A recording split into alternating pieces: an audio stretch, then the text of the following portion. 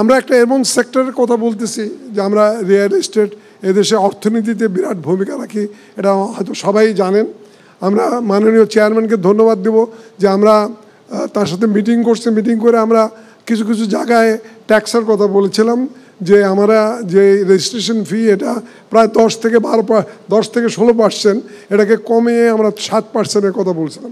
আমরা বিভিন্ন গণমাধ্যমে জানলাম যে এবার ট্যাক্স কমানো হচ্ছে, কিন্তু সবচেয়ে যেই জিনিসটা আমাদের অসুবিধা হবে, মাননীয় চেয়ারম্যানকে বলতে চাই, মৌজা ভ্যালু ছিল যেটা, সেইটাই আমরা রাখতে বলতে চাই। বাজার মূল্যে করা হয় তাহলে কিন্তু এই ট্যাক্স কমায় কোনো লাভ হবে না, কিন্তু এটা কিন্তু আগের মতনই থেকে যাবে।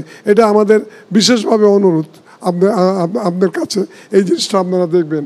আরেকটা জিনিস যে এইটা যদি বাড়ায় দেন, এটা কিন্তু দুর্নীতি আবার একটা নতুন আখড়া হবে, কিন্তু সেই জায়গাটাও কিন্তু খেয়াল রাখা দরকার আমি মনে করি। এবং এদেশের আপনারা জানেন যে আমি বারবার বলি যে আমরা এই অর্থনীতিতে একটা বিরাট ভূমিকা রাখি, এই জিনিসটা আপনাদের খেয়াল করতে হবে। ধন্যবাদ।